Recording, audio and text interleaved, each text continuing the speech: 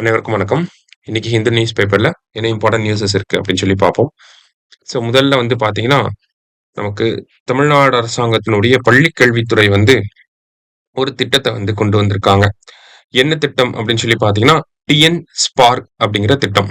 இந்த TN spark அப்படிங்கிற திட்டம் யாருக்காக அப்படின்னா, 6 முதல் 9ஆம் வகுப்பு வரை படிக்கக்கூடிய மாணவர்களுக்காக உருவாக்கப்பட்ட ஒரு திட்டமாக இருக்கு. டிஎன் ஸ்பார்க் திட்டத்துல என்ன பண்றாங்க அப்படின்னா, Tamil Nadu school program for artificial intelligence, robotics and knowledge of online tools அப்படிங்கிறது தான் அதோட ஃபுல் ஃபார்ம். சரியா? ஸோ இந்த டிஎன் ஸ்பார்க் அப்படிங்கிற திட்டத்துக்கு கீழ பிரசன்ட் அண்ட் ஃபியூச்சர் டெக்னாலஜிஸா இருக்கக்கூடிய ஏஐ, ரொபாட்டிக்ஸ் இதுல எல்லாம் வந்து ஸ்கூல் சில்ட்ரனுக்கு பேசிக் ட்ரைனிங் அப்படிங்கறத கொடுக்க போறாங்க. சரியா? அதுதான் இந்த டிஎன் ஸ்பார்க் அப்படிங்கிறது. அடுத்தது ஆல்ரெடி நமக்கு திறன் அப்படிங்கிற இனிஷியேட்டிவை கொண்டு வந்திருந்தாங்க. திறன் பாத்தீங்கன்னா targeted help for improving remediation and academic nurturing அப்படி சொல்லுவாங்க. இந்த திறன் அப்படிங்கிற திட்டம் 6 முதல் 8ஆம் வகுப்பு வரை படிக்கக்கூடிய மாணவர்களுக்கு கொண்டு வரப்பட்ட திட்டம். இதுல மாணவர்களோட தமிழ், இங்கிலீஷ் அண்ட் மேத்தமெட்டிக்கல் ஸ்கில்ஸை வந்து அந்த திறமைகளை வந்து மேம்படுத்துவதற்காக கொண்டு வரப்பட்ட ஒரு திட்டம் தான் இந்த திறன் அப்படிங்கிற திட்டம். சரியா? ஸோ டிஎன் ஸ்பார்க் மற்றும் திறன் அப்படின்னு சொல்லி ஒரு 2 திட்டத்தை வந்து கொண்டு வந்திருக்காங்க. அடுத்ததா பாத்தீங்கன்னா, India UK ink trade deal அப்படின்னு சொல்லி கொடுத்திருக்காங்க. அதாவது இந்தியாவுக்கும் யூகேக்கும் பாத்தீங்கன்னா ஒரு தடையற்ற வர்த்தக ஒப்பந்தம் அப்படிங்கிறது கையெழுத்தாகி இருக்கு. நேத்து நம்ம பிரதமர் இங்கிலாந்துல, லண்டன்ல இந்த ஒரு விஷயத்த கையெழுத்திட்டு இருக்காரு. சரியா? சோ ஒரு தடையற்ற வர்த்தக ஒப்பந்தம்னா என்ன, ஃப்ரீ ட்ரேட் அக்ரிமெண்ட்னா என்ன அப்படின்னு சொல்லி பாத்தீங்கன்னா, நமக்கு ஃப்ரீ ட்ரேட் அக்ரிமெண்ட்டை நம்ம ஒரு நாடோடைய ஒன் ஆர் மோர் தேன் ஒன் கண்ட்ரி கூட நம்ம ஃப்ரீ ட்ரேட் அக்ரிமெண்ட் அப்படிங்கறத போட முடியும்.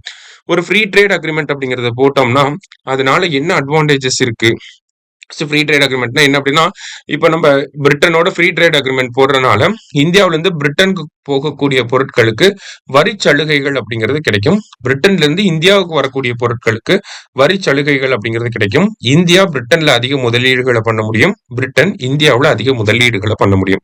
இதுதான் வந்து ஒரு ஃப்ரீ ட்ரேட் அக்ரிமெண்ட் அப்படிங்கிறது. சரியா? இப்போ இந்தியாவுக்கும் பிரிட்டனுக்கும் ஃப்ரீ ட்ரேட் அக்ரிமெண்ட் போட்டிருக்கனால இந்தியாவோட லெதர் ப்ராடக்ட்ஸ், டெக்ஸ்டைல் ப்ராடக்ட்ஸ் எல்லாமே பிரிட்டன்ல 99% டாக்ஸ் வந்து கம்மியாக போகுது. அதே மாதிரி பிரிட்டன்ல இருந்து வரக்கூடிய விஸ்கி அண்ட் தென் அந்த மாதிரியான ப்ராடக்ட்ஸ்க்கு எல்லாமே பாத்தீங்கன்னா இந்தியாவில் வரி சலுகைகள் அப்படிங்கிறது இருக்க போகுது. சரியா? சோ இது பேசிக்கா இந்த ட்ரேட் அக்ரிமெண்ட். அண்ட் தென் இந்தியாவுக்கும் பிரிட்டனுக்கும் இருக்கக்கூடிய அந்த வர்த்தக உறவை வந்து அதிகப்படுத்தணும் அப்படிங்கிறது இன்னொரு முக்கியமான நோக்கம். ஆல்ரெடி அரௌண்ட் $2,000 வந்து இருக்கும். அதை வந்து ஒரு $12,000 இன்க்ரீஸ் பண்ணணும் பை 2030க்குள்ள. ஸோ அதுவுமே வந்து ஒரு முக்கியமான அப்ஜெக்டிவா இருக்கு இந்த டீல்ல. ஸோ ஒரு ஃப்ரீ ட்ரேட் அக்ரிமெண்ட்னால என்ன அப்ஜெக்டிவ்ஸ், ஐ மீன் என்ன அட்வான்டேஜஸ்லாம் இருக்கு அப்படின்னு சொல்லி பாத்தீங்கன்னா, நமக்கு இன்வெஸ்ட்மெண்ட் அப்படிங்கிறது, ஃபாரின் இன்வெஸ்ட்மெண்ட் அப்படிங்கிறது அதிகமாகுது. ஃபாரின் இன்வெஸ்ட்மெண்ட் அதிகமாகிறப்ப நமக்கு வந்து லோக்கல்ல ஜாப் ஆப்பர்ச்சுனிட்டிஸ் அப்படிங்கிறத கிரியேட் பண்ண முடியுது. ரீஜனல் டெவலப்மெண்ட் அப்படிங்கிறது இருக்கு. இதெல்லாம் நம்மளால என்ஷூர் பண்ண முடியுது. அதே மாதிரி டாக்ஸேஷன் அப்படிங்கிறது நமக்கு கம்மியாகுது. நம்மளோட பொருட்களை ஃபாரின் மார்க்கெட்ல வந்து அதிகமா விற்க முடியும். சரிங்களா? இதனால இந்தியன் எக்ஸ்போர்ட்டர்ஸ்க்கு வந்து ஒரு லாபம் அப்படிங்கிறது இருக்கு. ஓகேவா? இந்தியாவோட எக்ஸ்போர்ட்டர்ஸ்க்கு வந்து ஒரு லாபம் இருக்கு. ஃபாரின் மார்க்கெட்டை நம்மளால ஆக்சஸ் பண்ண முடியுது. சரிங்களா? அதே மாதிரி ரா மெட்டீரியல்ஸோட இம்போர்ட்டும் வந்து நமக்கு கம்மியான டாக்ஸ்ல வந்து கிடைக்கும். ஓகே, ஒரு நாடோட இப்போ ஃப்ரீ ட்ரேட் அக்ரிமெண்ட் போட்டிருக்கோம்னா ரா மெட்டீரியல்ஸோட இம்போர்ட்டை வந்து நம்ம கம்மியான டாக்ஸ்ல வந்து வாங்கிக்க முடியும். சரிங்களா? ஸோ இந்த மாதிரி நிறைய அட்வான்டேஜஸ் இருக்கு free trade அக்ரிமெண்ட்ல.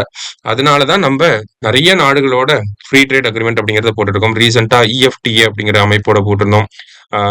Sri Lanka, Mauritius, UAE, Australia இந்த மாதிரி நிறைய நாடுகளோட நம்ம இந்த ஃப்ரீ ட்ரேட் அக்ரிமெண்ட் போட்டிருக்கோம். இப்போ பிரிட்டனோட போட்டிருக்கோம். அது இல்லாம அமெரிக்கா, இஸ்ரேல், யூரோப்பியன் யூனியன் கூட எல்லாம் நம்ம இந்த ஃப்ரீ ட்ரேட் அக்ரிமெண்ட்ங்கிற இந்த டீலை வந்து நெகோசியேட் பண்ணிக்கிட்டு இருக்கோம். சரிங்களா?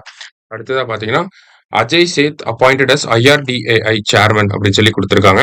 ஸோ இந்த அஜய் சேத் ஐஆர்டிஏஐ அப்படிங்கிறது பாத்தீங்கன்னா நமக்கு 1999ல வந்து மல்ஹோத்ரா கமிட்டியோட ரெக்கமெண்டேஷன்ஸ்ல உருவாக்கியிருப்பாங்க. ஸோ அதோட சேர்பர்சனா இப்ப யார் அப்பாயிண்ட் பண்ணிருக்காங்கன்னா அஜய் சேத் அப்பாயிண்ட் பண்ணிருக்காங்க. இவரோட டென்யூர் வந்து பாத்தீங்கன்னா 3 இயர்ஸ்க்கு இருக்க போகுது. சரியா? ஸோ இன்னைக்கு முக்கியமான செய்திகளை பார்த்திருக்கோம். நன்றி.